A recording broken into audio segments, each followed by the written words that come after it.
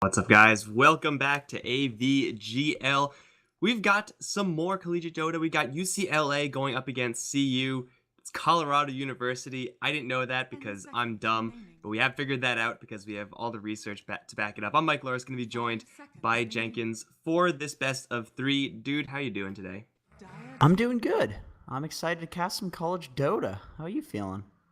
I like, first of all, the UCLA team. They got their shit together.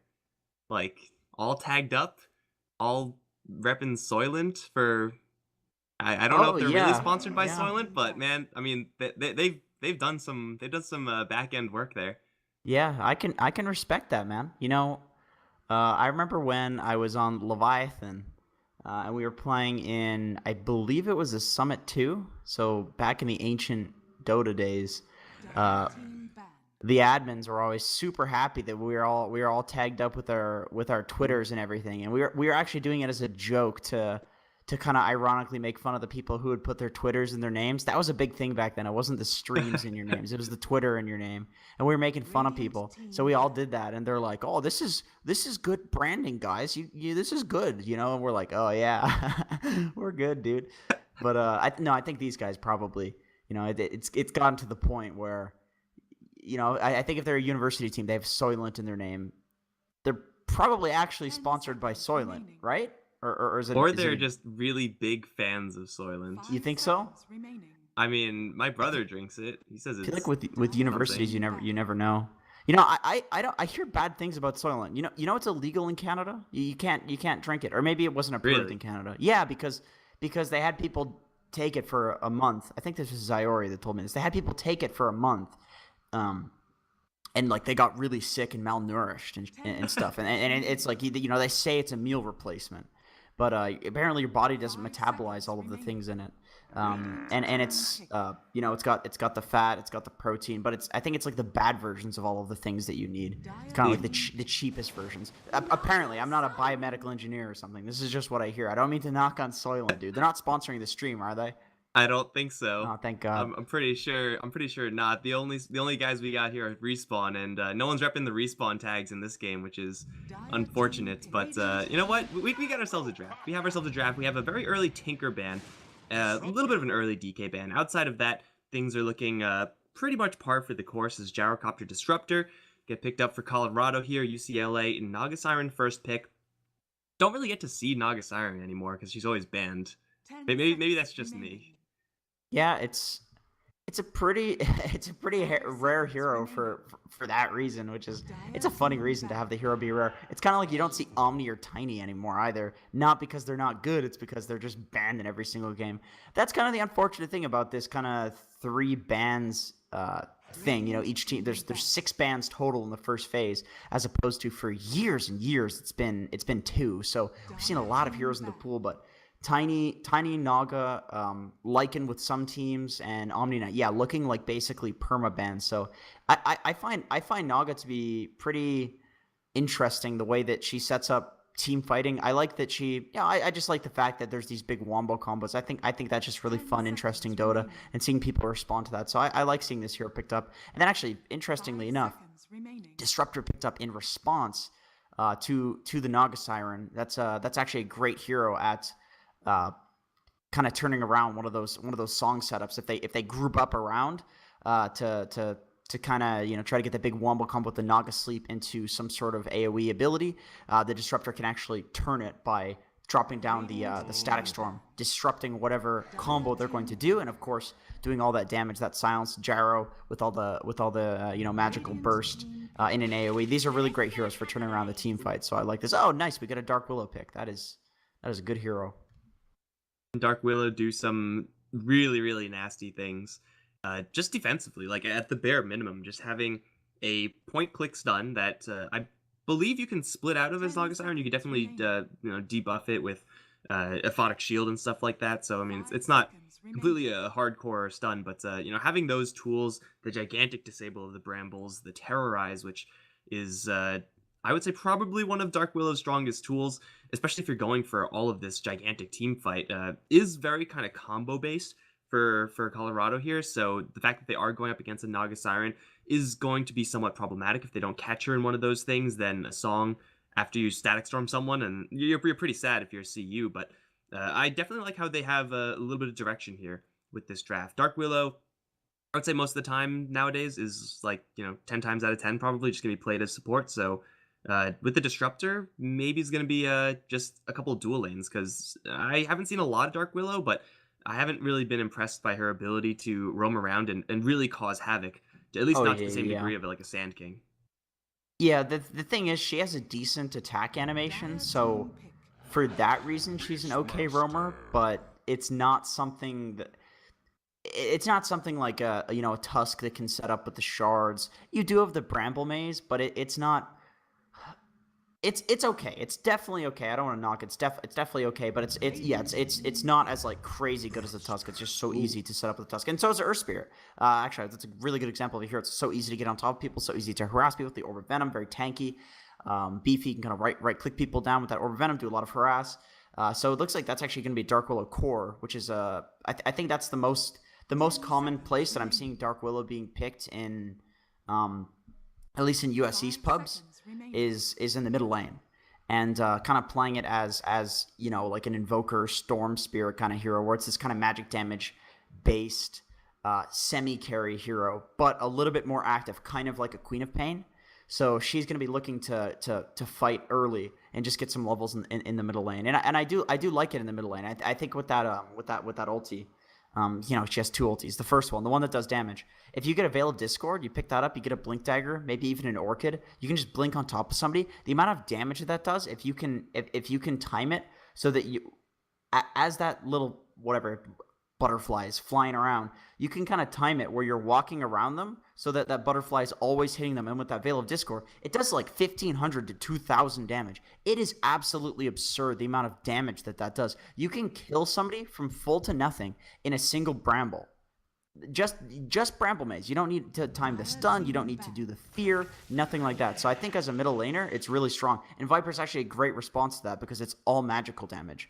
So that is that I mean, 2,000 magical damage to Viper. He doesn't care. He's gonna return it with the corrosive skin. He's gonna take basically no damage. He has all the regen. So I think Viper is actually a pretty decent response to this Dark Willow pick because she does literally all magical damage. She does no physical whatsoever.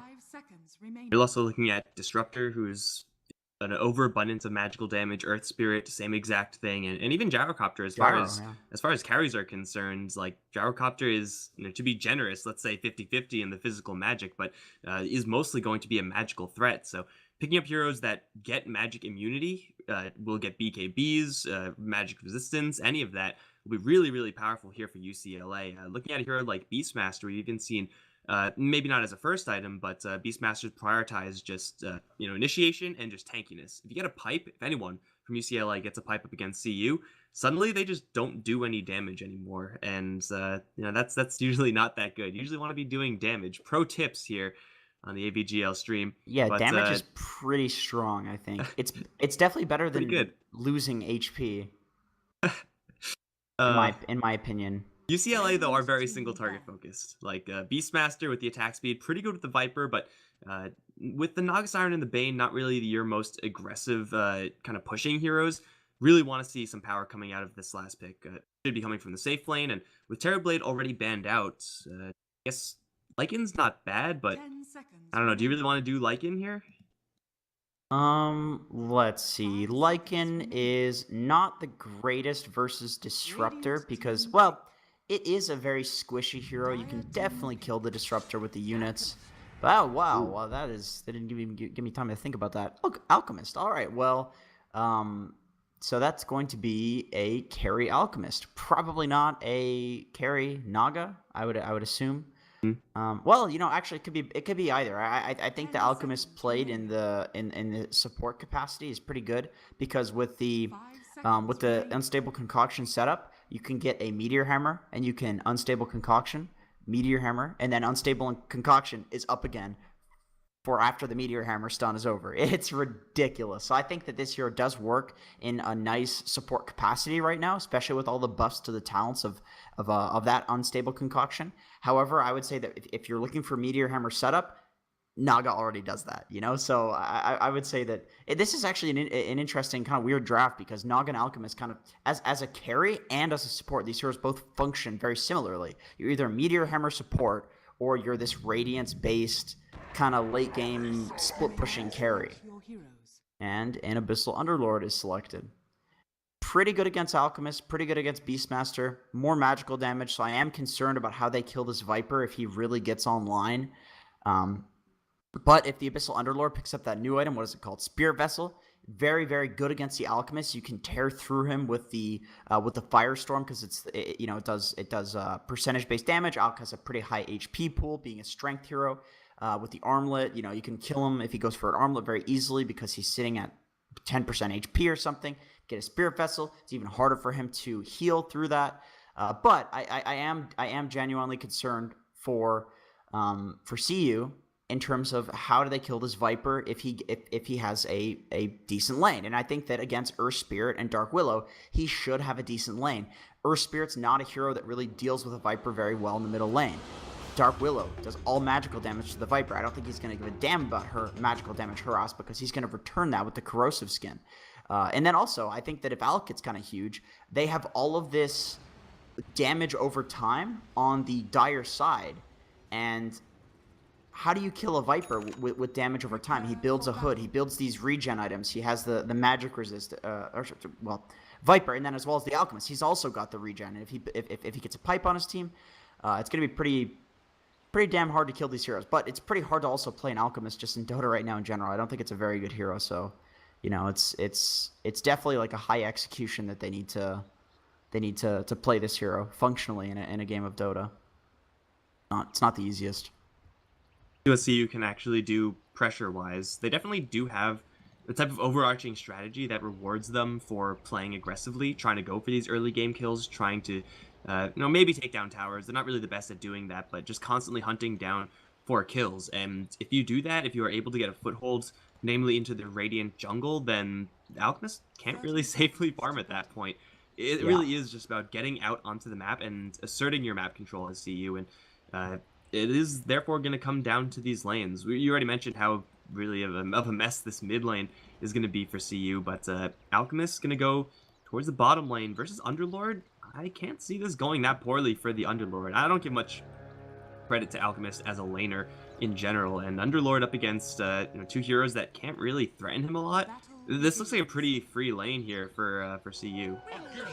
They do have kill potential if the Alch picks up the stun with the Bane Sleep and the Naga Siren net with the Riptide, and if they get Alch stun, I mean it's enough disable I think to kill the Underlord. But both of these defensive tri lanes that they're running here on both sides, if I'm an offlaner, I'm kind of little bit scared. I think.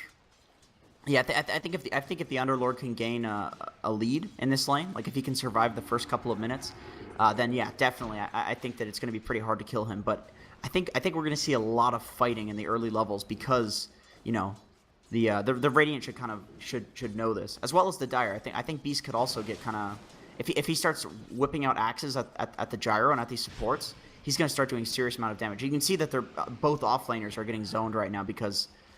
Kind of understanding that if either of these offliners do get a lead, well then it's going to be bad for the opposing carry, And sometimes that's not the case. Sometimes you're in the off lane, and if you get the carry just a little bit of a lead, they can just solo the offlaner and the supports can roam. But yeah, like you're saying, not in this game. It's not one of those games. Underlord could do a lot in this game, and I think so could Beastmaster. A lot Underlord of the time might be dead actually. Oh, he's getting body blocked, riptided for the minus armor, a couple right clicks, 20 HP, a lot of movement speed on that Naga Siren, and she will get the kill. And the roll actually that missed somehow. It looked like it was supposed to hit. It wouldn't have gotten the kill anyway. A clean TP from the Naga Siren, and Underlord can't really get any significant value out of that attribute aura. Can't even get close to the creep wave.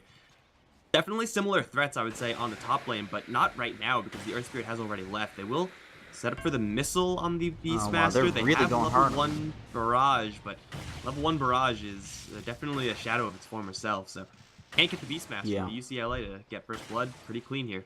Yeah, okay. I honestly think that the thing is with this Underlord is that I think that he's going to need to be sacrificing his life to get those levels because, like we were kind of talking about, he's very good in this lane. if he can get some levels, if he can get some points up in the atrophy, or if he can get some Firestorm points so he can start pushing it out, starting to be really greedy. The worst part about him dying there, though, is the Earth Spirit rotated in. And I don't think that the Earth Spirit can actually do anything in this bottom lane until the Underlord has levels. And for God's sakes, Earth Spirit cannot do anything to this Viper in the middle lane, which is why he's not even going there.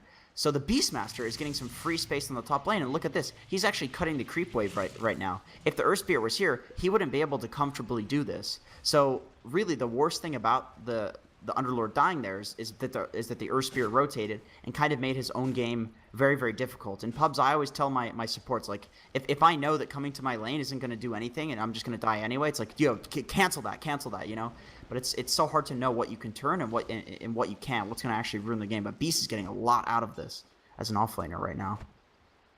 We didn't see any similar play from the Underlord. He was just full-on blocking his wave, not doing any of the fancy schmancy pulling into your tower like we just saw the Beastmaster do. So he's going to start things off with a kind of a slightly less amount of experience, especially that death not really helping him out all that much. But at this point, picking up to level 2, very close to level 3 for the Underlord.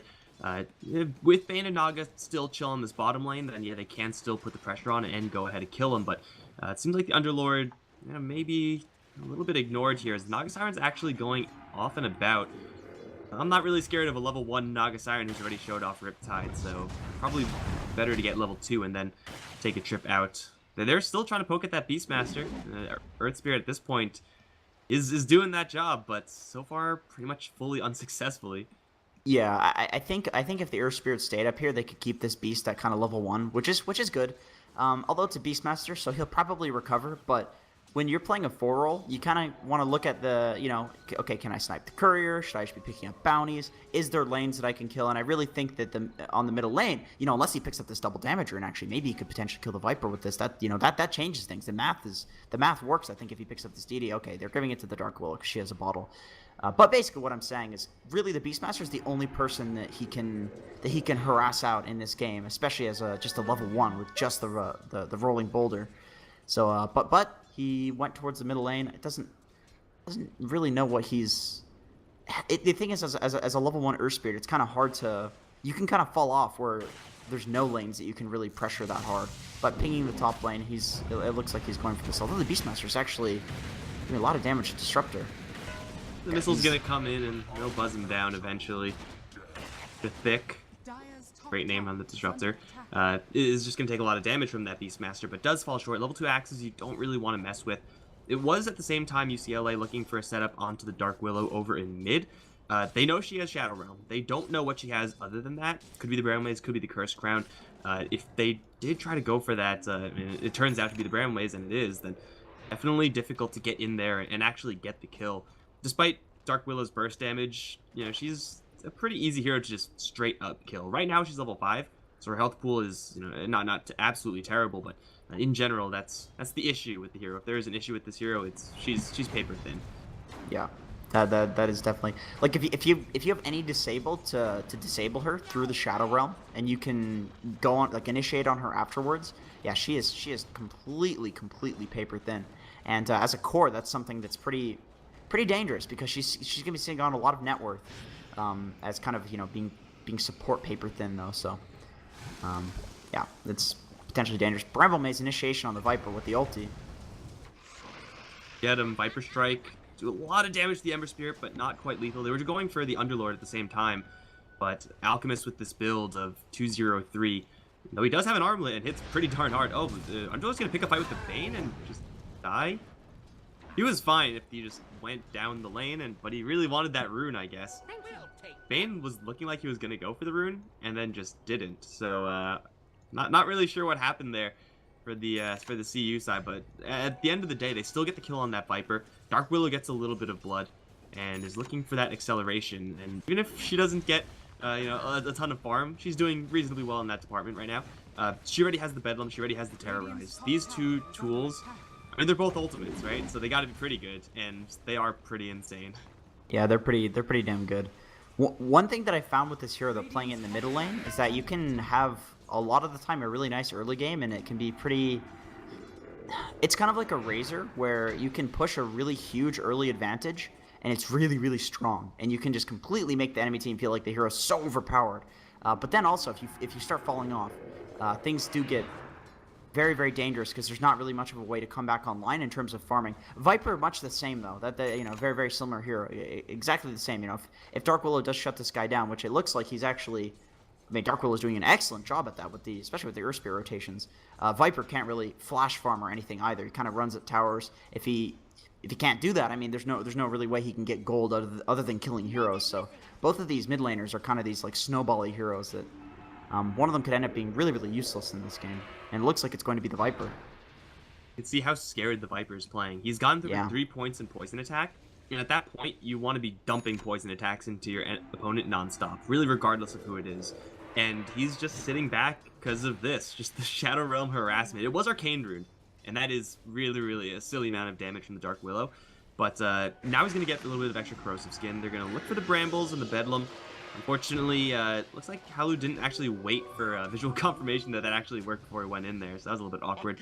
But still, the Viper, he is going to be going for a more corrosive skin. He is going to be going for a hood. Once he gets those up, that problem that we were talking about before is going to arise of, I mean, they're chipping him out right now, but they aren't really going to be able to kill him, like, ever. Right now, he is viable, though. He is sitting at a very low amount of HP, and Earth Spirit does see a Naga here, level 3 Naga, so she actually is useful in disabling. And he will walk into a sentry. Viper Strike is available. They will drop it on the Earth Spear, but that Bramble Maze is going to make it so difficult to pursue. Yeah, man, I feel like this Viper is playing it very, very dangerously. Okay, he's actually looking to potentially die. Okay, I was about to say, I think he should send out some tangos. Just sitting at 30-40% HP against a Dark Willow is not something you really want to do. That's a hero that can very easily do that amount of damage to you. I think sending a reed gun is definitely the play against this hero. Holy cow, Dark Willow is not too far ahead of the Viper in the CS department, but those 2 kills make a huge deficit in that net worth. Like, she's almost doubling the Viper's net worth. I mean, you could be unkillable, but at the same time, you got to do some sort of damage. So he needs to be able to get this farm going, and Dark Willow is just locking this down. Now, of course, the good thing here for UCLA is the fact that the Beastmaster... Oh, okay, maybe I just killed the Beastmaster because he's going to get jacked up. Curse Crown is going to stun him, and here comes Jex. Little Butterfly of Death, and he's going to be able to kill off the Beastmaster. So, Beastmaster was doing fine until I just said that. But they also have the Alchemist. He got a very, very fast armlet. It's just about 10 minutes in the game. He's at 2,900 gold towards his Radiance. This Alchemist has had a complete free lane, and he is rolling in the dough. I'm glad that I made the prediction that these offlaners were going to get completely screwed this game. Because they are. I guess I'm glad they're getting screwed, so my prediction was right. That's mean. It's just, these lanes, man. You get a feeling as an offlane player, you look at the enemy supports and the carry, and you just get this butterfly feeling of like, oh no, this isn't going to be a good game. And for both teams, I got that feeling for both of these offlaners. Although, in terms of, they're not doing bad. They're doing pretty good. As bottom lane, actually, Disruptor is getting gone on. He is looking He's in a very lot dead. of trouble. Kick is gonna save him, but not from the Riptide. Now they have the net. Gyro's coming down. Cooldown's gonna drive them away though. The Bane is gonna be targeted by that missile. That is level 3. It's gonna cancel the TP. Even though Dark Willow rotating in, they definitely are gonna kill the Bane. But this is a lot of heroes to be on this bottom lane. You make a rotation like that, kind of feels like you have to get the tower. And I'm not actually sure if they can. Alchemist is actually off lane, but a couple of acid sprays, and you're not going to get anywhere with this push because these heroes from CU don't actually push. Yeah, they can certainly kill. Actually, that's one thing that I guess we didn't really talk about in terms of actual tower damage.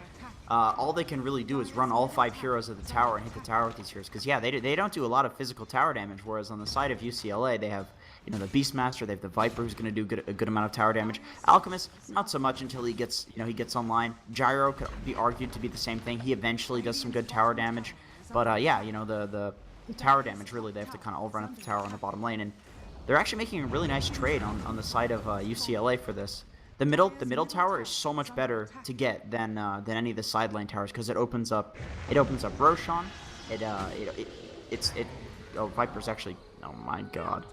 Blink Bedlam, Well. dude. Blink Bedlam, the fact that Bramble Maze has such a high cast range, doesn't seem like an ability that should have a high cast range. Like, if I was making that, I'd be like, oh yeah, the Brambles appear around her, because that seems balanced, but getting on top of him, and there was no one in the mid lane, so I'm not really sure how he started off that engagement at half HP, but tower is in deny range at this point, so you do rotate down to the bottom lane with everyone, get a couple kills, get the tower, don't lose any towers of their own, plus get an extra bonus kill in the Viper. And this is the kind of tempo they need kill-wise if they're going to actually find success in the game. Gotta keep getting these kills, gotta keep accelerating. Really just use Bedlam on Dark Willow whenever it's up, because, 9 times out of 10 if you use it, you're going to get a kill. Like, for instance, right now, the Bane is going to get crowned and just obliterated. They do Smash for top. He is in a little bit of trouble as well. Trying to rush down the gyrocopter, he gets it, but then dies afterwards. And they can't go for the Dark Willow. She's able to escape with the Blink Dagger, it seems. There is no stun on the Alchemist. He's only level 10. He's gone 4-0-4. The gyrocopter trade, well, that'll be pretty nice for UCLA, but there's also Song being used for pretty much nothing. That cooldown is huge. Dude. Oh, man. The thing is, though, if I'm Beastmaster and they 3 or 4 man dive me and I kill their carry, I'm so happy with that, Like that. The thing is, there's a huge difference between killing somebody and solo killing somebody, because the amount of XP that you get, if you look at the math, the XP that you get from solo killing is so ridiculously high. Like, if you look at a Slark, for example, on the top lane, actually, Alchemist is getting gone. I don't think this does anything, though. No, doesn't look like it. Have a level 3 glimpse. Looks like we're clear here. Anyway, in terms of solo killing, if the reason that you see Slarks at like level 17, where everybody else in the game is level 13, is not because Slark is this hero that farms creeps really quickly, although he kind of does farm decently quickly. It's because he's running around solo killing people, and the math on solo killing versus in terms of experience and versus just getting a kill with your team, it's ridiculous the amount of XP that you get. So this Beastmaster is completely back in the game from that single solo kill, from that single screw up from the gyrocopter dying to him, and gyro is huge. So that's the only better kill that he could have gotten is on the Dark Willow, who's huge. But I mean, oh god, this beast is feeling so happy in this game right now. I'd definitely be feeling pretty good about this. He's close to his blink too now. Actually, he's been getting a lot of space with these 5-man rotations from the enemy team. Look at the comparison. He's 9, pretty much 10. Underlord is a solid level 7. Obviously, the lanes aren't going to be identical, but for sure that solo kill is a big part of that disadvantage. They kind of were pretty close for a while, but the space that he took when they 5-man the bottom lane, almost killing that top tower. Well, Alchemist is now taking it, although it looks like he's dying to this Dark Willow. Mid lane at the same time, they're trying to push forward, but the pit is going to stop them. Alchemist is not going to dive to the Dark Willow just yet. They're generating quite a bit here. They are going to drop the roar to the gyrocopter, pushing forward the call down, but not enough damage from him to get through that Beastmaster. And now the Earth Spirit's in a little bit of trouble with the urn on him. Maybe going to go down. Actually does slip away. Axes to fly on the gyrocopter, also just short. 3-man kick to get that gyrocopter out safely. It will be a Bane exchanged for 2. A pretty good trade there for UCLA. They also keep their Alchemist alive, which is perhaps the biggest advantage coming off of that fight, is that he survived the gank, he's still farming, he's still pushing. He's going to get the top tower too. And then the mid tower, I like that the Dire is defending this so valiantly, because losing this mid tower is just, it's bad. Okay, Beastmaster is definitely dead on the middle lane. That is a huge kill for the Dark Willow. Once again, that's a solo kill. So for the Dark Willow, that is a massive amount of experience. He just got a level and a half almost from that. Because Beast given that solo kill from the gyro. This is kind of how you see experience and levels get out of hand in Dota, where somebody will solo kill one person who's huge, and then somebody will solo kill them to get it back. All of a sudden, you have these heroes that are just so much higher level than all the supports in the game. Dark Willow, man, is getting pretty dangerous. I mean, she already is dangerous. Who am I kidding? But Blink Dagger is already showing off its value. Yule Scepter as the next item. Being able to set up that Cursed Crown is so powerful. This Viper's going into 4 heroes. Bedlam is going to tear him apart. Nightmare's going to protect against a little bit of it, but definitely not enough. They will be able to take down the Underlord. Now the Naga Siren pushing forward, but you see the Gyrocopter, knowing that if they go forward, they'll be going into a call down. We'll call it quits. This Viper actually hasn't gone for the hood. He deviated into Helm with a Dominator. Certainly a powerful item in general, and it is really powerful on the Viper as well. Is not really having any significant impact on this game so far. It seems like for UCLA, it's turning into a game where it's just all about the Alchemist, and that's something that the Alchemist can handle, but you kind of want to have a semi-farmed Viper, a semi-farmed Beastmaster with you when you're trying to solo carry. Yeah, honestly, it's like Beast is more farmed than the Viper now. Ooh, that is a good song. If they had anything to... They don't have any acid spray song. Low the combos. They will drop the roar to the gyrocopter. Axes will fly and they will get the kill. Will get terrorized immediately afterwards. Dark Willow going to jump in, but you can't bet him because he just used terrorize, and she's gonna go down. Oh no, that's a 7-kill spree being ended by the Bane, and that was, I mean, the song setup was whatever. That was okay, but it was mostly CU, I think, really being scared or overambitious with the fight afterwards that really costed them that fight. Oh boy, this is looking to be an Alk game. I thought it would be a Viper game. This looks like, oh man, this Alk is huge. He has 14K now with that bounty room pickup. 14K net worth. And Dark Willow, who has, what, 7 kills?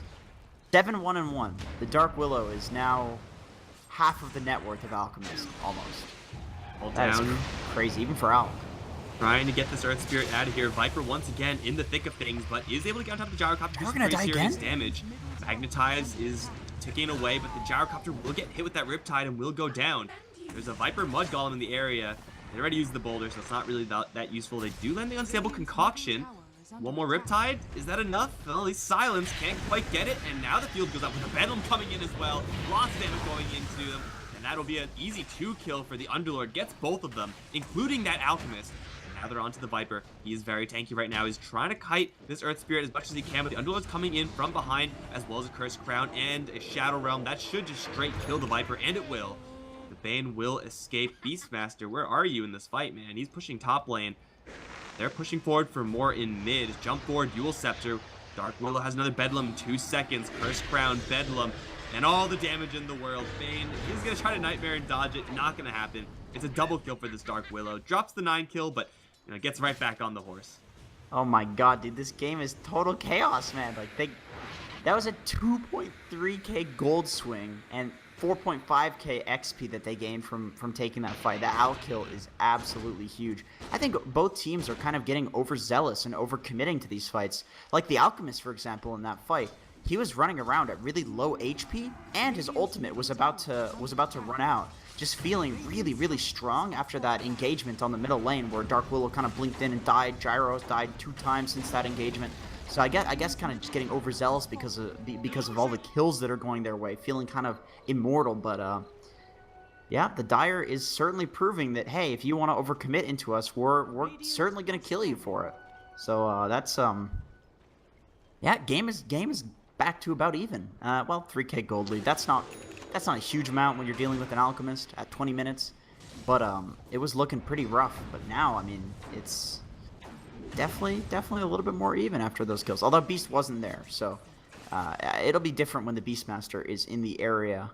And in the bottom lane, we have UCLA have smoked up on the supports around the Alchemist. Doesn't look like they're going to get anything for this. And the Dire respond with their own smoke. Both teams kind of smoking into no man's land, though. Well, this is kind of fine for UCLA because they're farming the Alchemist right now. And they're also farming the Beastmaster, kind of, in the mid lane, while CU, they are doing nothing but roaming around. So this smoke is taken away in the value department. They will run into the Viper, though. So that's going to make this smoke a success. The Bedlam is going to once again shred the Viper. There's a TP coming in, and it looks like they may be willing to fight afterwards, but that's like a little bit of a mistake. Bedlam is on cooldown, so Dark Willow is now not quite as dangerous, but with the Yule Scepter, with the Blink Dagger, and with the Shadow Realm, it's so difficult to actually kill her. Yeah, that's a hard hero. I mean, she between the Yules and the Shadow Realm, she has like what 7.5 seconds of immortality with like 13 seconds of disable. Very, very hard to kill this hero. You walk into her with the smoke, she just blinks away. But man, I really feel like this Viper would be having a lot better of a time if he had a hood. You know, it's just that the Helm of the Dominator, I like the regen that comes from it, especially against a team that does a lot of damage over time. But he needs that magic resistance of the hood, and I think he needs to max out the corrosive skin. But you can see that he's kind of going for another toxin. Actually, Beastmaster's getting gone on here by the Dark Willow. Nice Nightmare. The defensive nightmares have been about as good as you can hope for. But yeah, I mean, I would have liked the hood as well. I mean, I saw him building it. We both did earlier, and we're like, you know, good, get the hood. But the fact that he also doesn't have corrosive skin maxed out, I mean, 5% magic resistance doesn't sound like a lot, but it does block a hell of a lot when you stack it with the cloak, get the barrier from the hood as well. Like, you suddenly become a lot more resilient.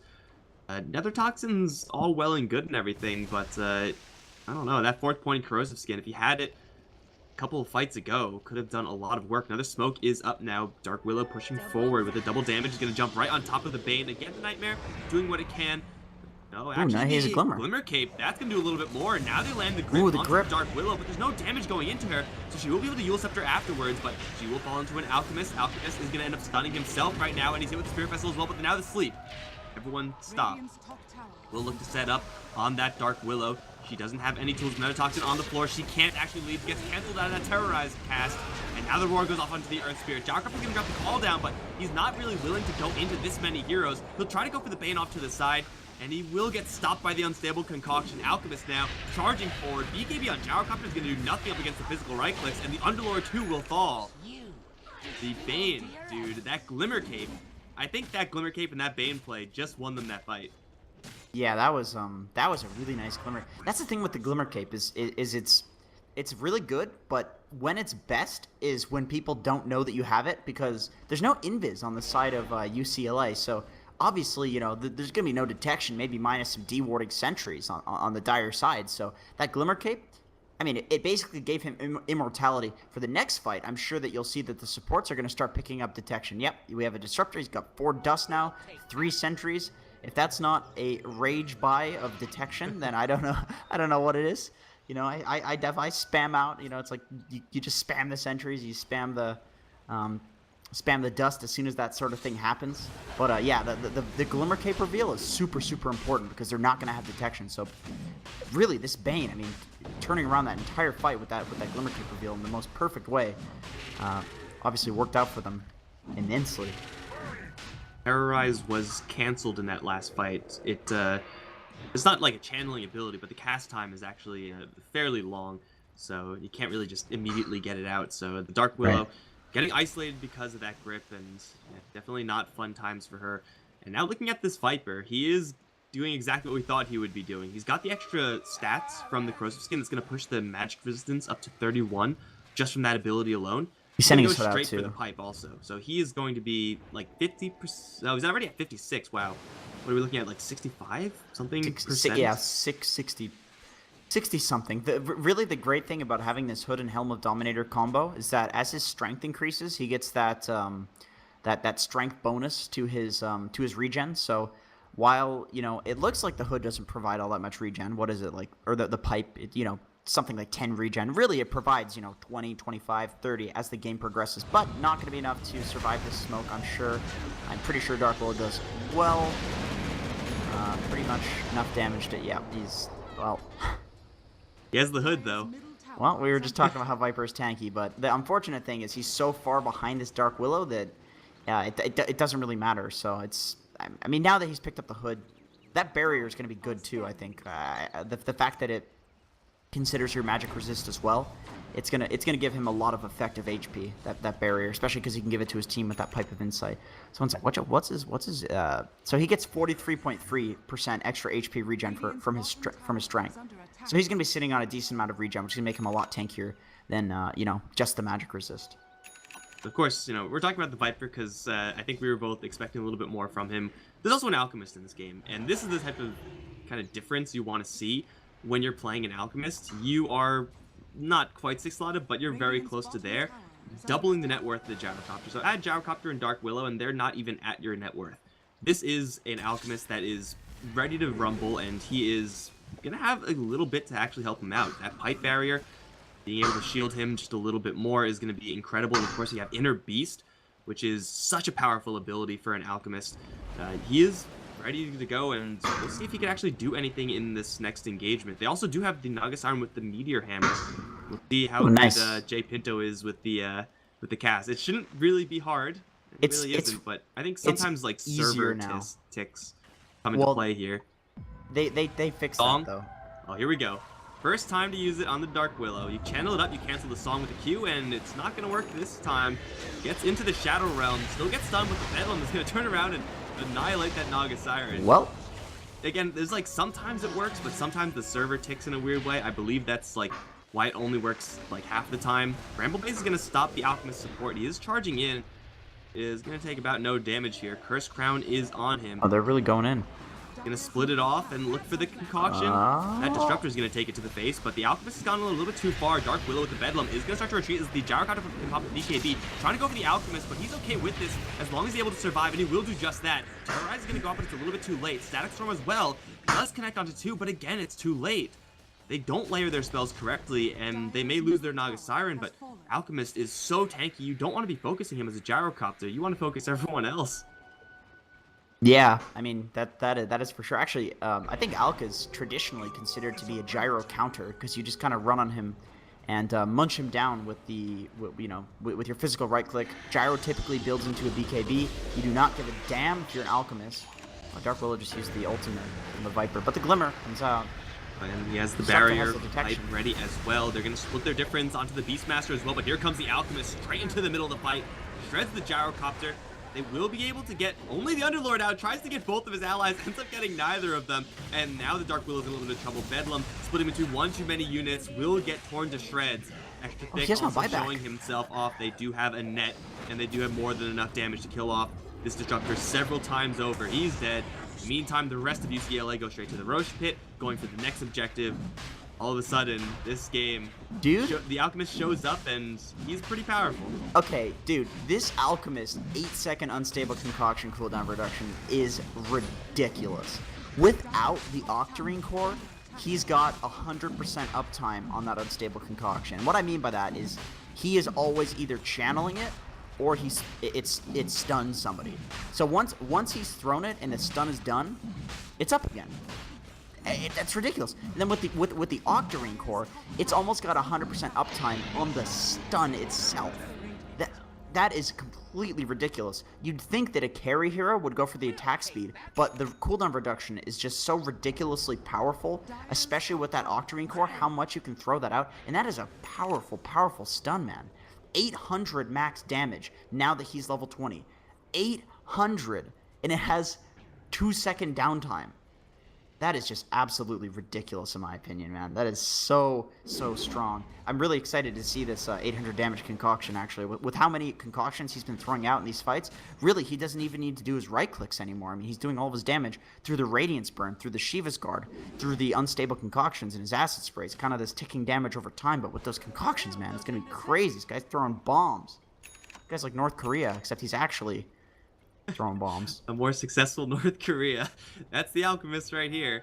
And he actually has some GDP, so dude, North Korea, they didn't sign up to take this from us. Oh, dude, this got political real quick. Yeah, we're going to walk away from that one, but the Alchemist is still incredibly stacked. He's so stacked to the point where he's starting to get some Aghanim Scepters for the team. Looking at these Ags, it's kind of not good on Bane, but everyone else, really, really powerful Aghanim Scepter upgrades on these friends of the Alchemist. But yeah, I mean, the Unstable Concoction talent over the Cleave, it seems like if you just like showed someone Alchemist, they'd be like, oh yeah, you get attack speed, you get some damage, you get Cleave, and you start right-clicking things. I don't think I've seen anyone get the Cleave. Like, you don't get to see Alchemist all that often, but it's always that Unstable Concoction damage. I guess 400 is just enough damage to be worth it. Oh, right.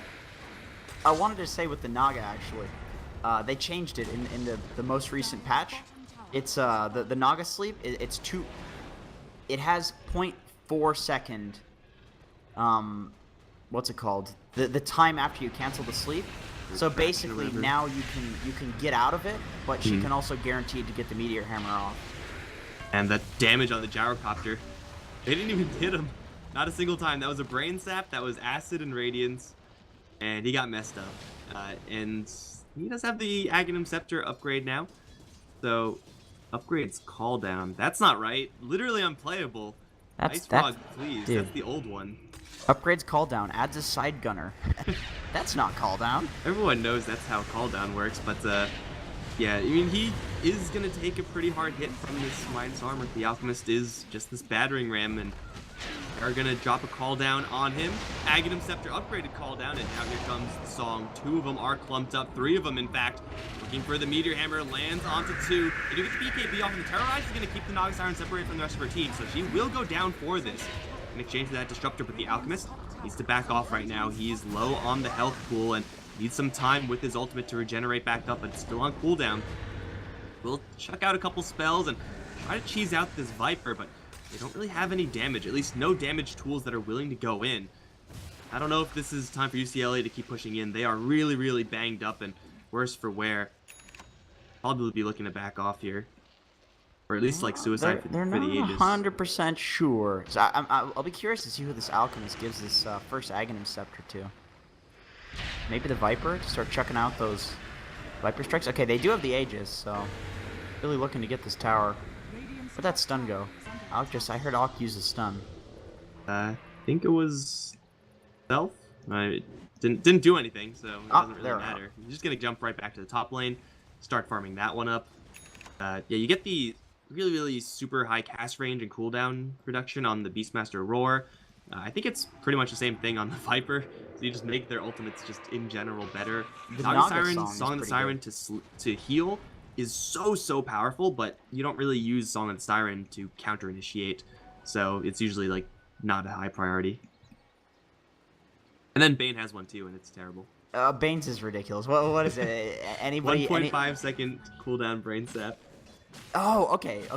You know that's pretty good actually. I mean, I think it's better on core Bane, but it's pretty good actually. Especially if you get the level 25. But I mean, obviously as a support Bane, that's that's not happening. This guy's level 13.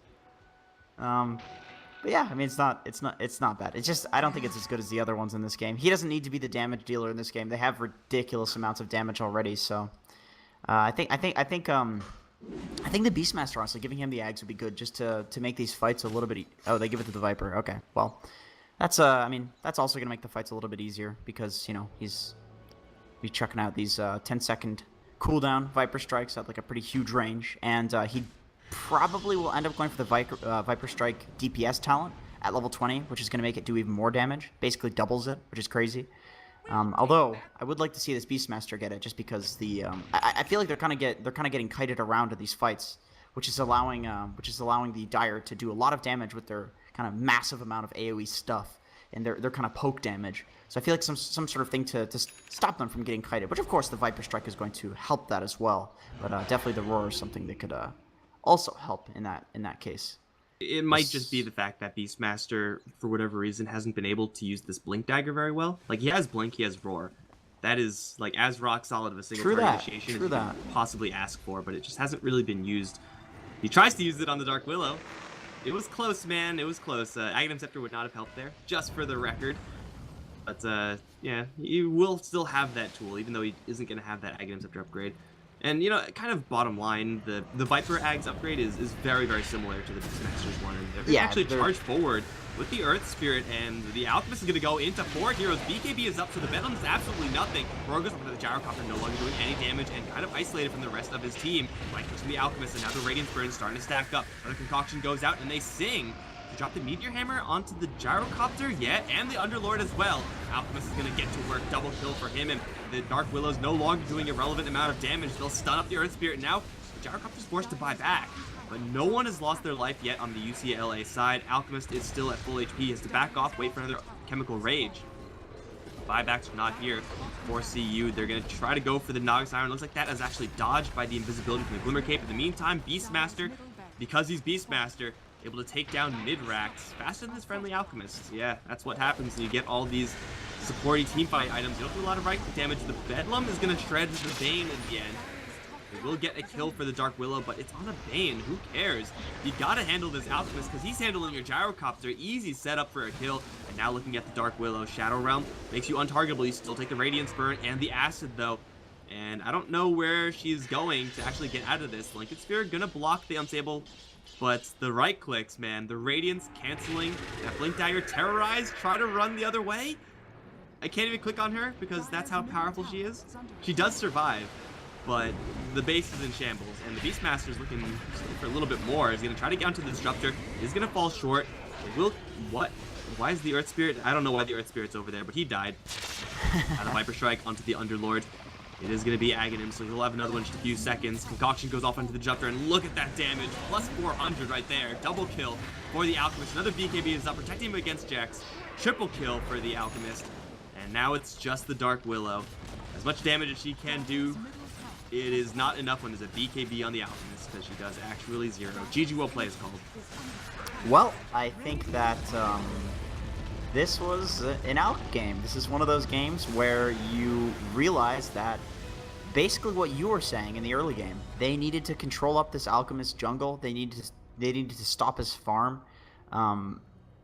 There's like two ways that you deal with an Alchemist. Either you roll over his team so hard that you just completely ignore him until the end of the fight, which was not the case. These fights were going basically even and not even if the Alchemist was showing up. So that wasn't something that was successful for them. Or you shut down the Alchemist himself, you stop his farm, you punish him before he actually comes online because he's a pretty weak laner. But neither of those things happened. They kind of used a lot of the resources shutting down the Viper and shutting down the Beastmaster, and Alchemist had total free reign in this game. So yeah, that's basically it was an Alchemist game. This is one of those games that in competitive, if you lose to an Alch, you say, okay, we need to deal with this better next game because we didn't deal with this well enough. I wouldn't be too unhappy if I were them though, because there was glimmers of hope. The Dark Willow was doing really well. Some of the fights were going pretty well with the overcommittals from UCLA. So there was definitely a glimmer of hope. But the thing is, they just didn't deal with the Alchemist. So really, in the end, you're gonna lose to this hero if you don't shut it down. It's a cheese hero. That's how it works, So maybe next game. So it does come down to maybe some a little bit of execution there from CU. Dark Willow was doing her thing, but the Static Storm combos with Underlord or Gyrocopter. Didn't really get to see a lot of that, at least not in a timely enough fashion for it to be relevant. So UCLA are going to claim this first game in the best of 3. Get to see a Dark Willow. Get to see a Dark Willow go off. So you know what? That's always great. Guys, Game 2 is going to be coming up shortly, of course.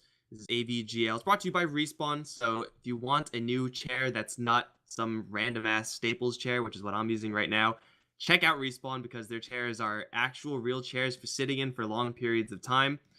And they will not make you feel like you're in office space. Dude, let me say something about Respawn chairs, bro. I'm so sick of this chair that I'm sitting in right now. My back is killing me, dude. Okay? Let me tell you something, dude. I'm excited to be home.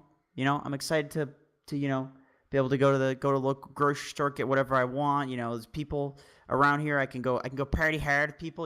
I'm glad to be home for a lot of reasons, but I'm not happy about not having a goddamn Respawn chair to sit in because my back is killing me right now, and I might actually pick one up when I go back to Canada in a couple of weeks, man.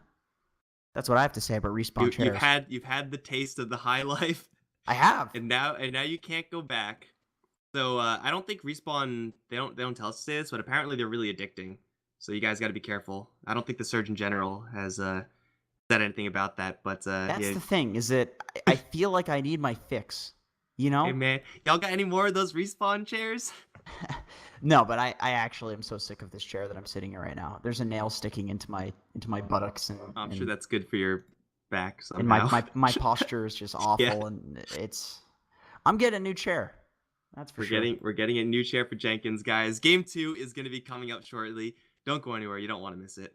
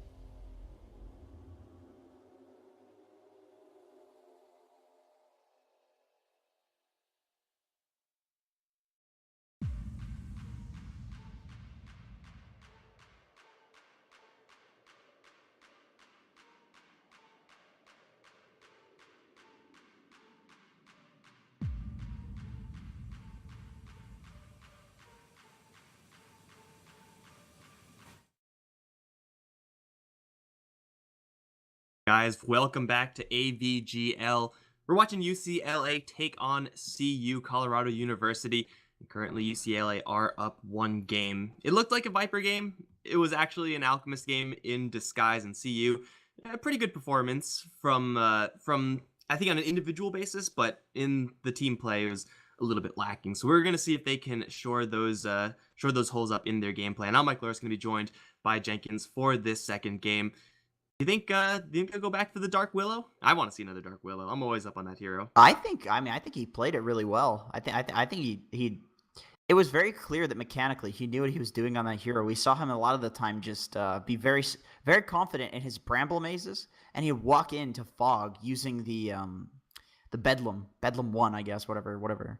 All right, no, it's a bit called Bedlam, and the fear is called something else, right? But anyway, he would use the Bedlam without actually seeing the person that he bramble mazed. So sometimes missing it, sometimes getting it, but clearly very, very confident in the hero, and overall a very, very good performance on that hero. So yeah, I don't think that they should stray away from it in terms of how he performed on the hero. If they think it's overpowered, they should still pick it, I think, because the performance was great. More so, I guess, if they think, okay, maybe we were overvaluing this hero. Maybe it's not a mid laner.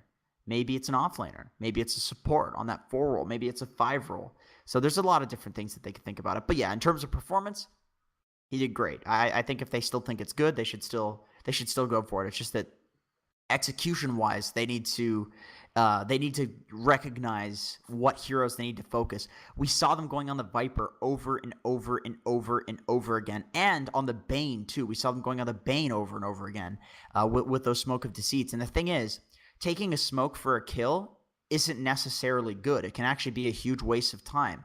The reason that smokes are effective is because you can utilize them to get a certain positioning, or you can find a certain hero. You can take a fight in the exact way that you want. So taking the very first fight that you see is not the best thing that you can do with the smoke. I think that they need to utilize those smokes better to kill the important heroes like the Alchemist, because it seemed, and this is a very tempting thing, that like they were just killing the very first thing that they saw, running at the first thing that they could get to. But that's not going to secure you a game unless off of that kill you can take an objective, but they didn't have objective takers. So really they need to shut down that Alchemist and gain that lead to the point where they can take objectives. So yeah, I think execution-wise is really where – I don't think they change up their drafting style, basically, is what I'm saying. I think execution-wise, that's where they want to really kind of do a little better this game, focus on that a little bit more this game. You certainly hear the phrase tank the gank a lot. If it's like a random support hero running into the smoke, blowing it, right, they lose their life, and that sucks for that particular support hero, but overall it should be really great for the team.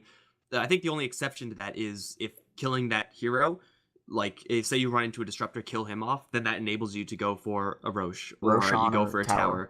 Yeah, right. So if you can do that, right, then you're good to go. Your smoke is going to pay for itself because of the objective afterwards. But if you just get a kill and then you're like, great, we got the kill, let's go back to farming. Then it's like, man, you wasted a lot of time on those heroes. You could have been doing anything In fact, else. Actually, there have been teams in the past that have been very notorious for, I'm referring to old NA teams, so I'm not going to say the names. It's not like TNC or something, but when I played competitive 6 months ago or whatever, there were teams that were notorious for smoking 2 objectives. They wouldn't even give a damn if they killed anybody. They would just want to have good positioning around the objective, and that's okay too.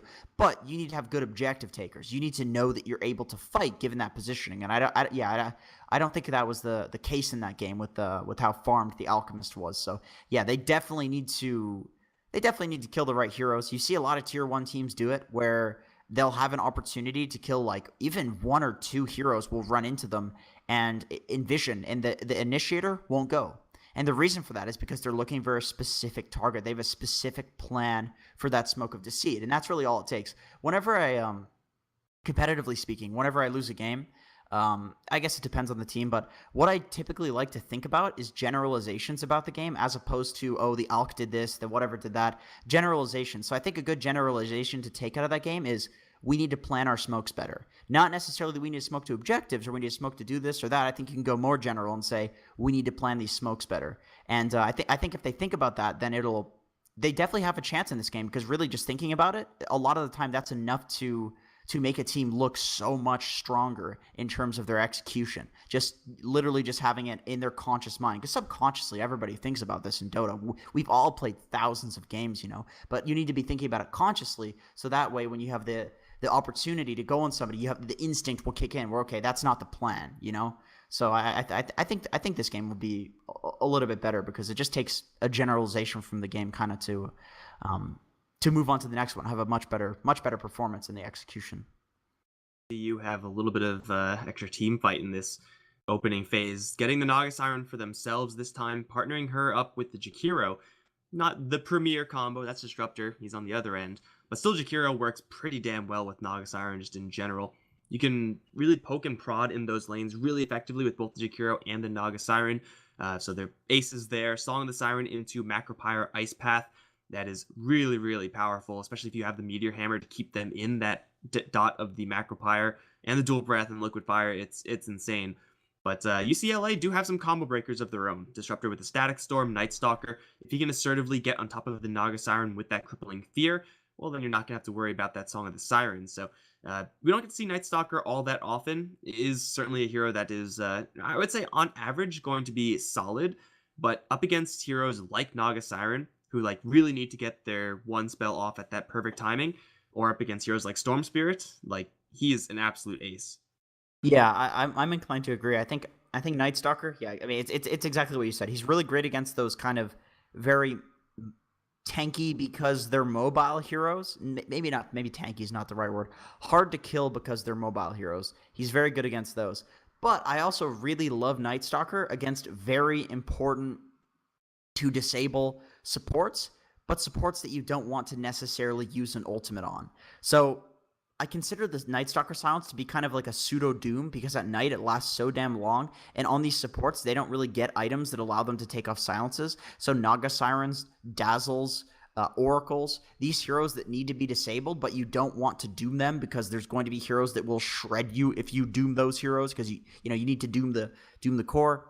The reason I'm referring to Doom is just because, that's a very, very important ability. For instance, you don't want to use the Disruptor ulti on just the Naga, but if they didn't have the Disable and the Night Stalker silence, they might have to take these fights.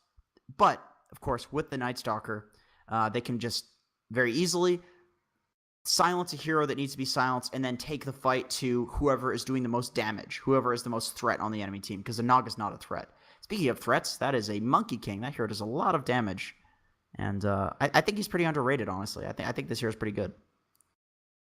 Monkey King is it can be a hero that is just going to run around without any answers whatsoever. It doesn't seem like that's necessarily this game. Jakiro magic damage in general makes can Monkey cut him King's, off the trees too with the Macropyre. It makes his life a little bit difficult. So it seems like a solid Monkey King game, but not one where he's absolutely free.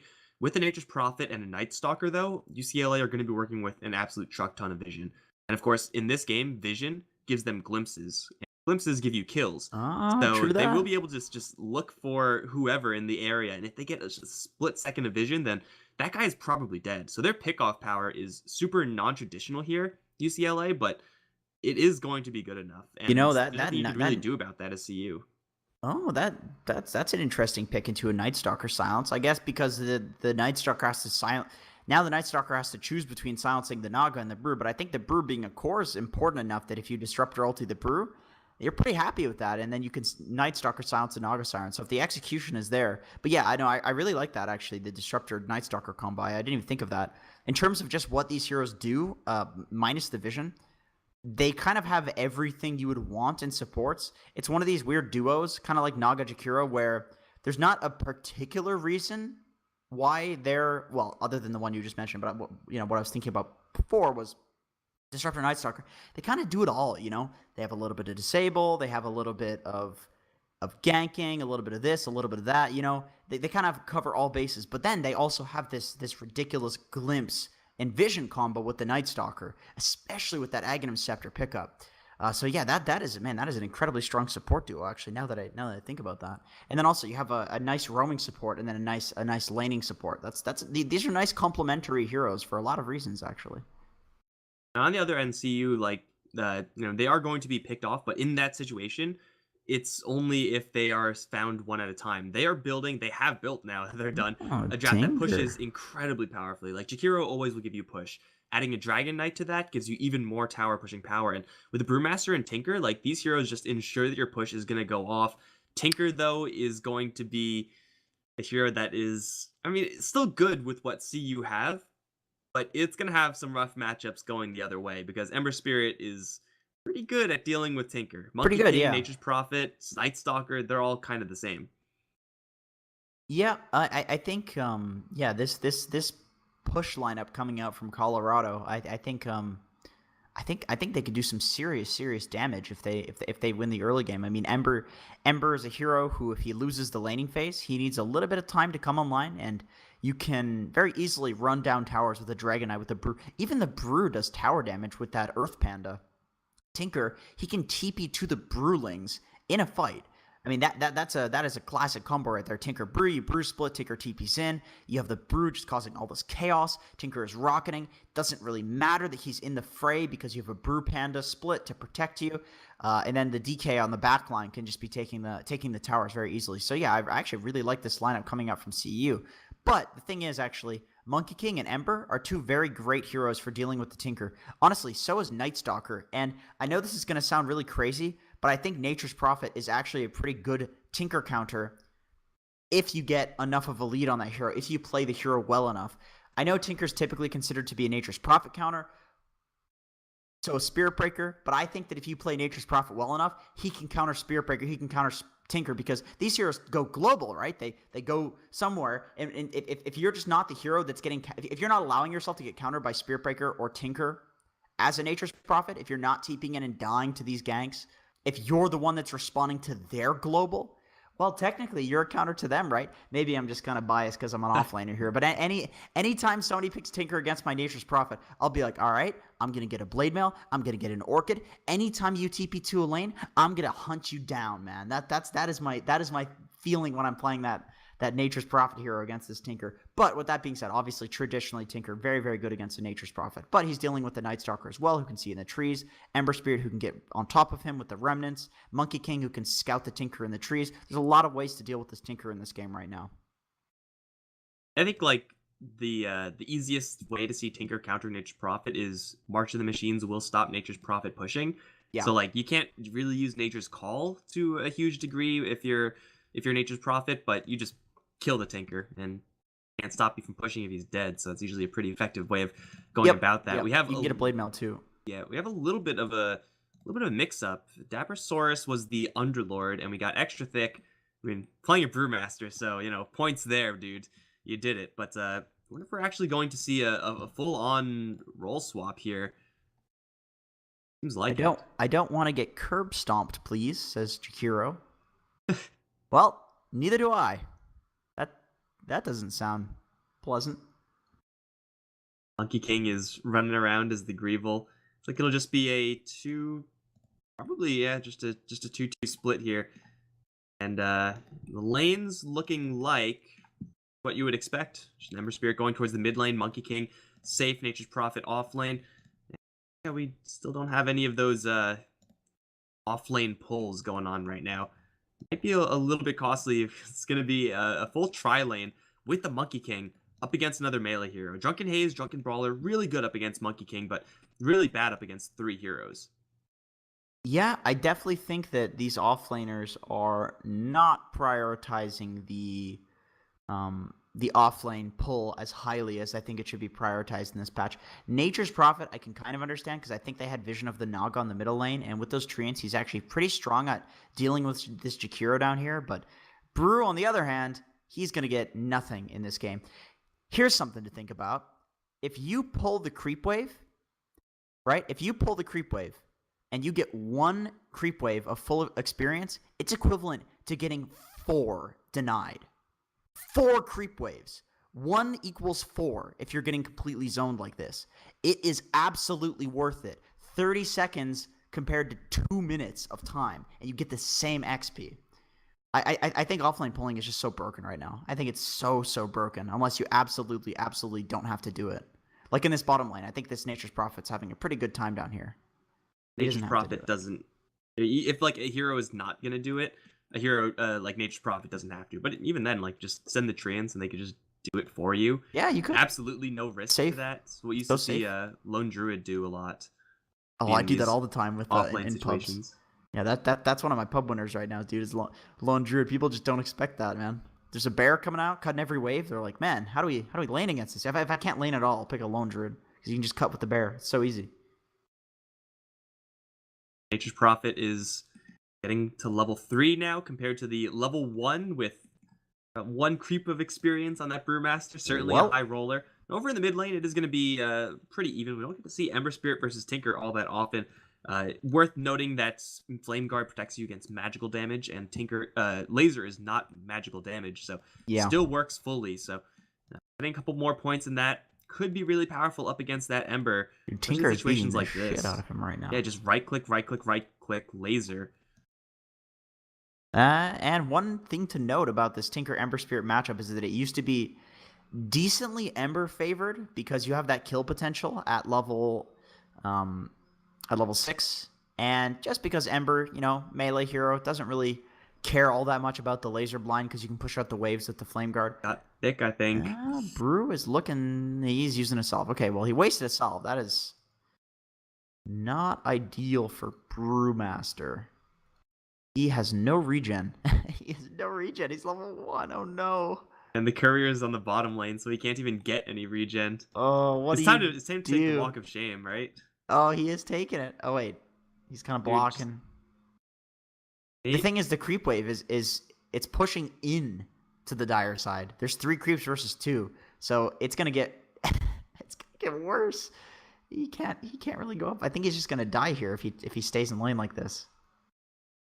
He has an obs that spots the disruptor, but he didn't know that there was a Night Stalker circling around. Glimpse is still on cooldown. Level 1 Glimpse has just a huge cooldown associated with it. They, I think, tried to go for the NP in bottom lane, but a quick TP out was able to get him to safety. And, well, we get to see Nature's Prophet level 3 with other options. If this lane turned out to be absolutely garbage for him for whatever reason, go to the jungle. It's not ideal, but hey, it's some gold. Brewmaster doesn't really have that. He has no choice but to sit here and probably use some health. Still kind of surprised he's up here. There's no one else here, but best case scenario, he gets some experience and he probably dies for it. The thing is, the Dire don't have a safe lane ward for whatever reason. I'm not sure if it got dewarded. Oh no, it looks like they put the ward mid. So they actually don't know that Brewmaster is in these trees here. Oh, the burst in mid. Oh, wow, that was a Night Stalker rotation. He died anyway. There was an Invis rune on the Tinker, so he was just standing right next to the Ember Spirit. And then I think either the Flame Guard just wasn't enough to protect against the missile, or it faded from just timing out. But then he just got level 3 lasered. I imagine it probably timed out. Actually, one thing that I do want to say about this matchup is that Ember used to win this. Well, I don't want to say win this. I'm not a mid player.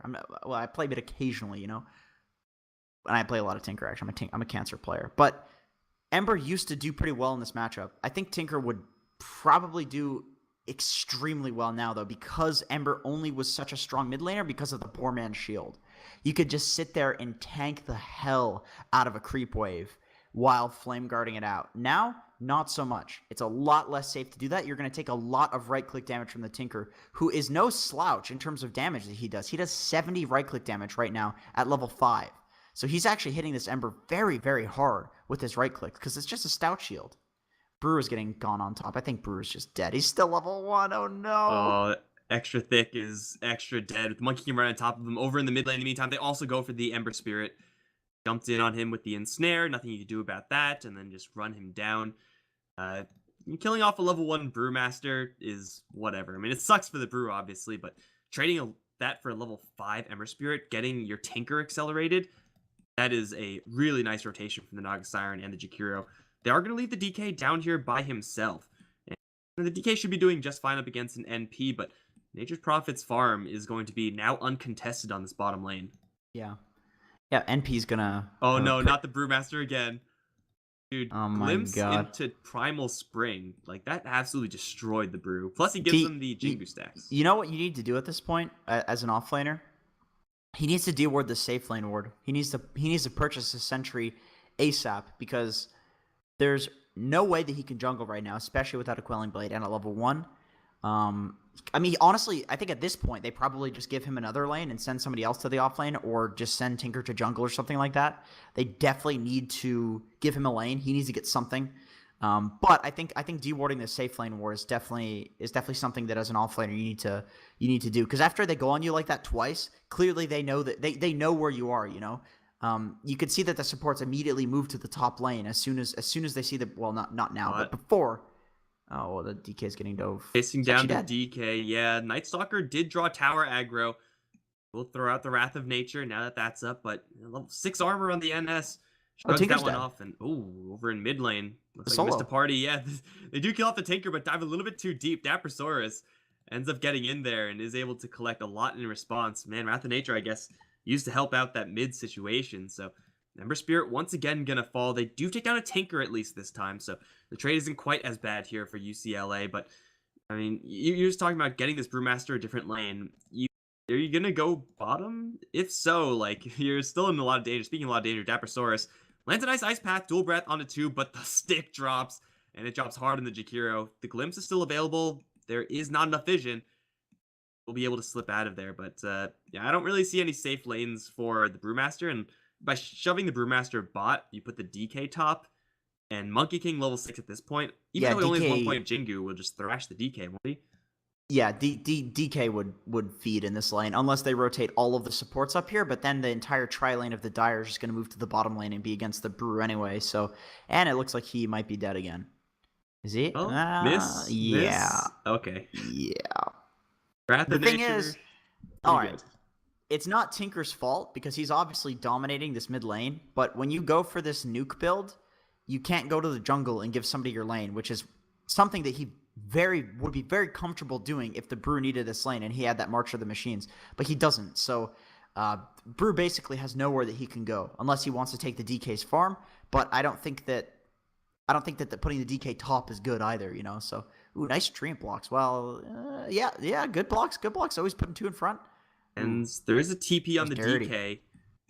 I don't even need to use it actually. Void can cancel, but I'm gonna juke it out. Easy escape there, but Nature's Prophet really just asserting his dominance on that bottom lane. And speaking of a dominance asserted, extra thick. Uses the haze on the disruptor. That's the wrong target, my friend, because here comes the king. And a couple more right clicks. Here's the Jingu stack. Oh, just swatting him down. That's good. Balance strike to get the kill. Dead too. Yeah, he's gonna get glimpsed back right into the clutches of the Monkey King. Wrath of Nature from downtown. Any other action going off? Not really. Just Wrath of Nature to help out that top lane situation. So this top lane is a gigantic disaster zone. They will come in and snipe the Disruptor. Tinker does have the travels, but travels on Tinker with 0 points in March of the Machines. This is just a killer. Really awkward. I do this all the time because I'm a terrible Tinker player, but it's like you could go anywhere you want, but you have to fight, and you don't want to be fighting. You want to be farming. One thing that I've learned with this hero is that it's not bad. It's definitely objectively good to go for this, but it's just better, I think, to go for March a lot of the time. It's not that you shouldn't have at least some points in your nukes, but the thing is, you need more and more XP to level up the later the game goes, so you can really slow down when you get those travels if you're not getting kills, if you don't have the March of the Machines, because boy does it take a while to get from level 8 to level 9, for example. And without the March, I mean, it's so quick. You can farm the jungle, you can farm a lane, you can push out all the lanes. In fact, it's actually good to fight with the March. Like, you can use the March to fight in team fights. So I really love the 2-2 and then 4 build. Basically, the moment you want to leave your lane is when you go for... Wait, did Disruptor just drop his Tranquil Boots to... I'm confused. Why did you do that? He's just... Gotta be value-oriented. They're just gonna bait the Tinker in. Wow. Fighting is good on the Tinker. Going up by yourself that far is not really what I would call fighting. And you're gonna shrine up, get the kill, and extra thick, sticking around for a little bit too long. Level 3 glimpse. Where you going, buddy? Oh no. His world for a primal split. But even then, there's Static Storm, so it wouldn't have even done anything. And the stick drops on the Jakiro. This Monkey King phasing forward, gets the Jingu stacks, beats down the dragon. I mean, really, none of that matters except for the fact that the Tinker died. Like, really, that's the big deal here, is that the Tinker is the #1 on net worth on the Radiant side, and he's feeding like that. And the thing is, I'm glad we were talking about the March, because if this happens a couple of more times, he's going to be useless. He's going to be completely useless, you know? You don't have that recovery if you don't have the March of the Machines. You don't have the team fight. You don't have the pushing. You literally have to get kills, and if you fall behind to the point where you're not even getting kills with those nukes, well, you don't have March to farm, so the enemy team is going to gain such an advantage in the time between you getting those March levels that you're basically going to end up being useless in the game. That is the huge risk with going for this build. And Ember actually taking a lot of damage. Oh, goodness gracious. That's the upside of this build. You can't do that with March of the Machines, but No, he doesn't get the kill, unfortunately. March of the Actually, Machines also is really limiting to the offensive power here from CU, as we see the Naga Siren get teleported upon. There's a glimpse. Going to bring her up to the high ground. She has a TP out. I think probably could have TP'd out at this stage. She's just trying to like mind game or something. She's gonna walk into the tower. That was though, it does nothing. That was awkward, but they can't even go offensive with this DK. He has an Elder Dragon form. I don't believe he's actually used it, even though he's able to free push on this bottom lane. I think he should use it, honestly. I think he needs to push quickly. He should have used it like 5 seconds ago. They're losing heroes in the meantime. Jakiro's gonna get jacked up by the Night Stalker in the river. They don't have any defensive power from this Tinker. They don't have any offensive power outside for the single target nuke, and now he's in a little bit of trouble because here comes the spring onto 3 heroes. Thick is in a lot of trouble as well. Tinker's down, Panda's down, Naga Siren is dying, dead to the stick. Triple kill for the Monkey King, and this tower on bottom lane... Ultra? He's gonna get an Ultra! Well, DK, he doesn't have spring. Oh, no, now he does have spring. Man jump up! right in, and there's the Static Storm. He's Ultra timer is winding down. Is it still in time? Oh, the Breathe Fire is going to scare him off. They void. Can't get the Ultra. Oh my god, dude. Night Stalker reported, dude. ZK has the Ultra kill from Monkey. It wasn't a Rampage, though, so... Reported, man. I think you report if that was a Rampage. Oh, right. True. You don't want to be too cavalier with your reports. That is true. Gotta have some sort of standards. Tinker can't even march this, man. It's so useless defending this tower. The thing is, if you lose your tier 1s as Tinker... He's not as scary of a hero because just every tier 1 takes so much longer and longer. So actually, is this Night Stalker diving the Stinger? Is DK TPing in? Yeah, I don't know. It's pretty ballsy. They have a Monkey King actually to the south of the Tinker. He has no Blink Dagger, so they know exactly where he's standing.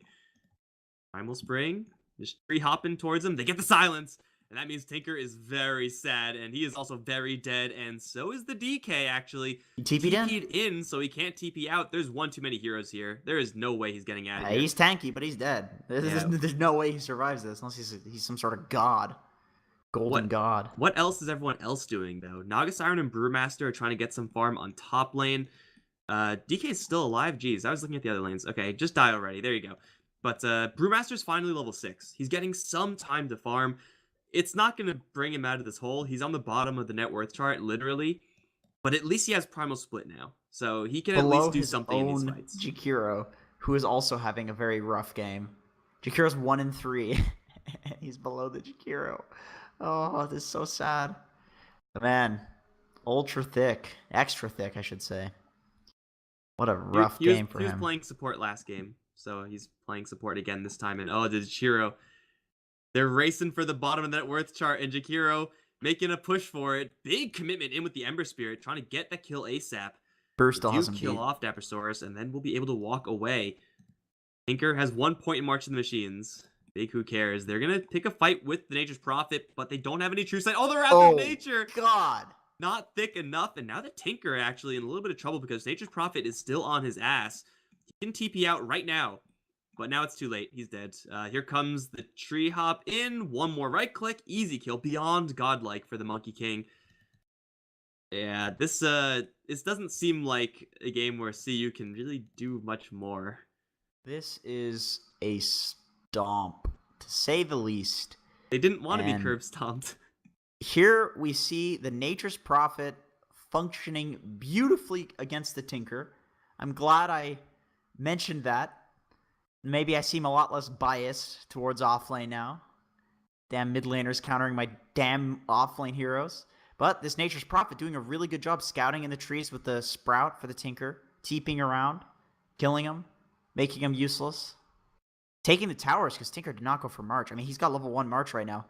They honestly would have a glimmer of hope if he had March, but because Brew would have a lane and because they could defend these towers. Even with a huge advantage, it's very hard to push into March of the Machines.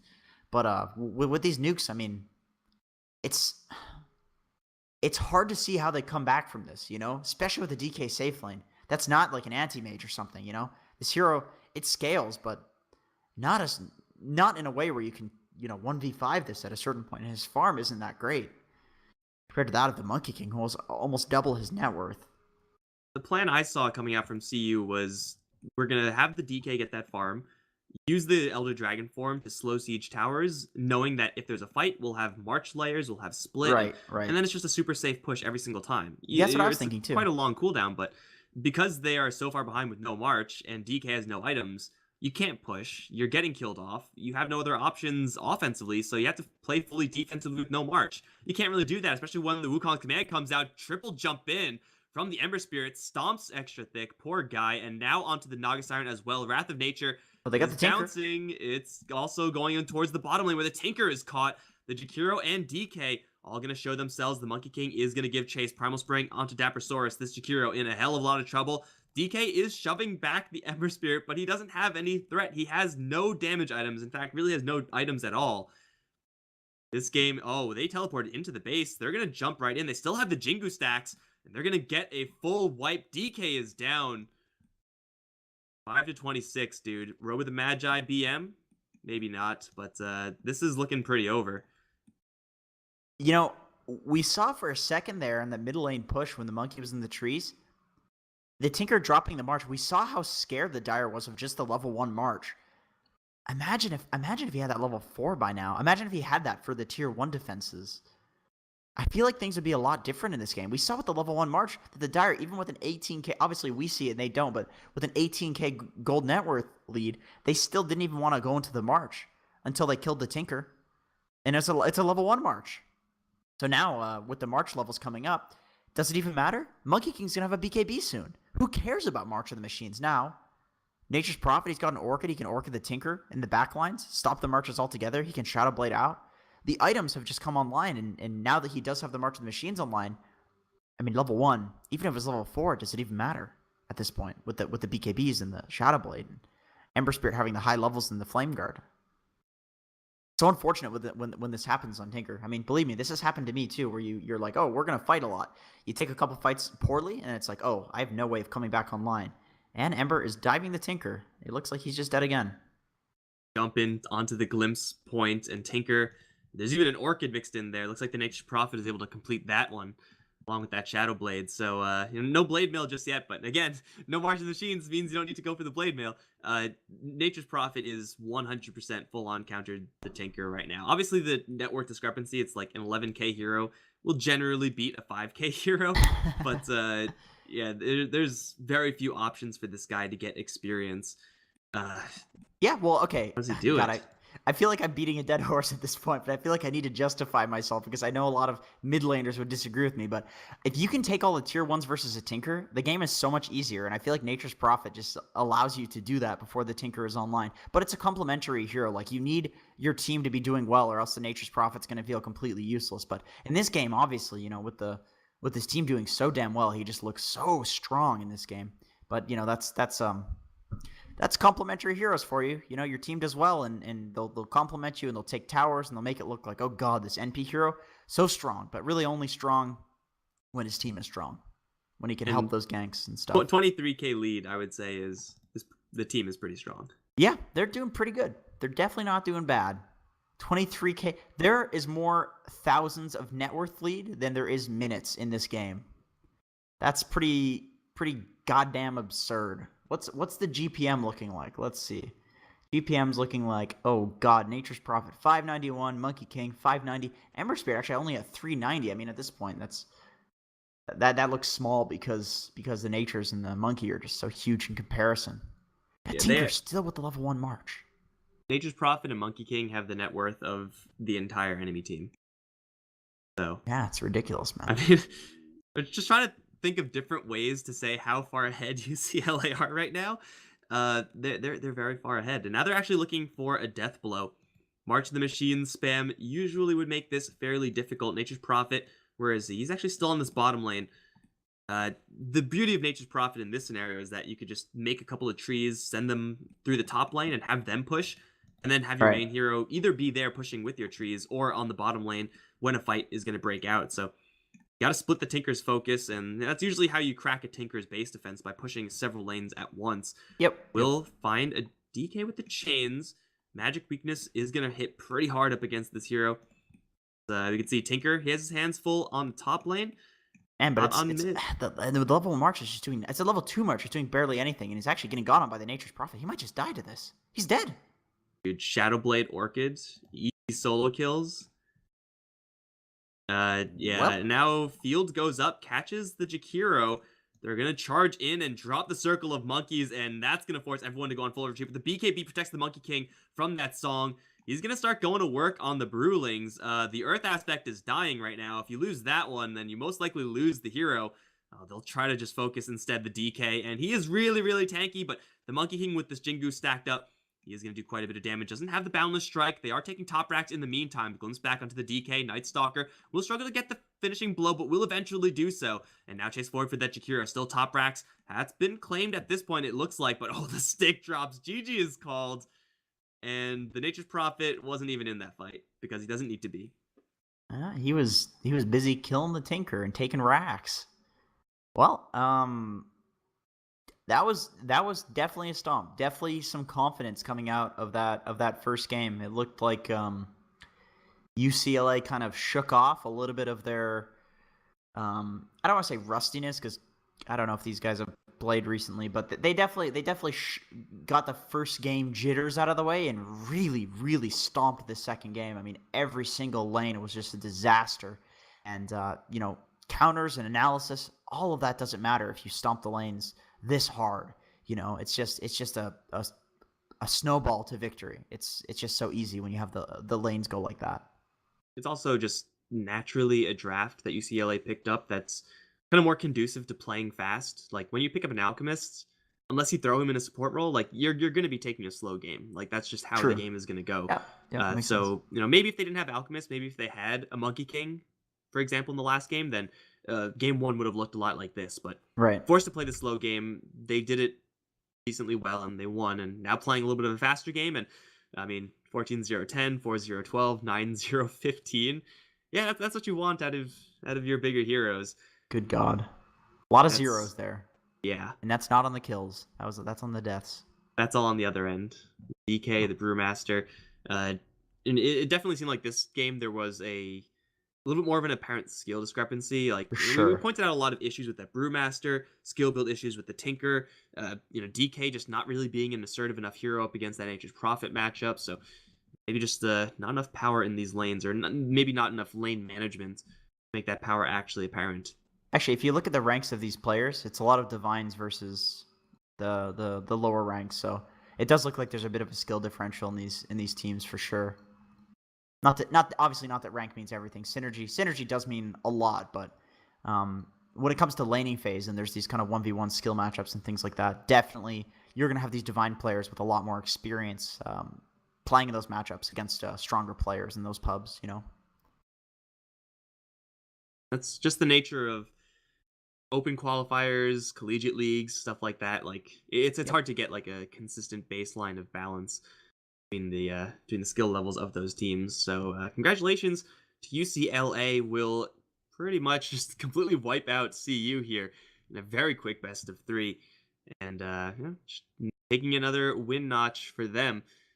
It's gonna mean that we are unfortunately done for the day. The single best of 3 is always awkward. The single best of 3 with the stomp second game is even more awkward, but that's sometimes just how it goes, guys. This has been AVGL. It's of course brought to you by Respawn Gaming Chairs. They're chairs for gaming. You can check them out on Twitter, Instagram, Facebook. They're under Respawn Products, actually. Under Twitter, Instagram, and Facebook. It should just be like allthose.com/Respawn Products. So if you're looking for a new chair, if you're looking for a serious chair that you're actually going to use for an extended period of time, you should definitely check out Respawn. Not Office Depot. I wish dude, that's where I got my chair from, man. This thing's killing my back. Office Depot. I don't. Mine is a hand-me-down. Oh yeah. You know what? Actually, here's the crux of the thing, man. I'm actually not using the Office Depot chair. The Office Depot chair was so bad that I made my girlfriend use it, and I'm using her old, like, crappy 5-year-old hand-me-down chair. And my back still hurts, but it's just not the crappy Office. I got nothing against Office Depot. I'm sure there's good chairs there. No, Office Depot, please sponsor AVGL. Please, I'm so sorry. And Soylent, if you're looking for, I'll drink Soylent all day, man. I'll do what I'll sell out, man. No, I'm just kidding. I won't sell out. Screw Soylent. Screw Office Depot, man. Respawn owns. Yeah. I mean, I guess Soylent and Respawn aren't competing products, so we can find some nice middle ground here. Oh, that's true. That is true. We'll broker an agreement because everyone knows that casters and Dota players are the best businessmen possible. Guys, check out Respawn. Thank you guys so much for watching. I'm Mike Loris. I've been joined by Jenkins. If you guys enjoyed the cast, you can follow us on Twitter at Mike Loris for myself, at Jenkins Dota for my co-caster. And we'll see you guys next time.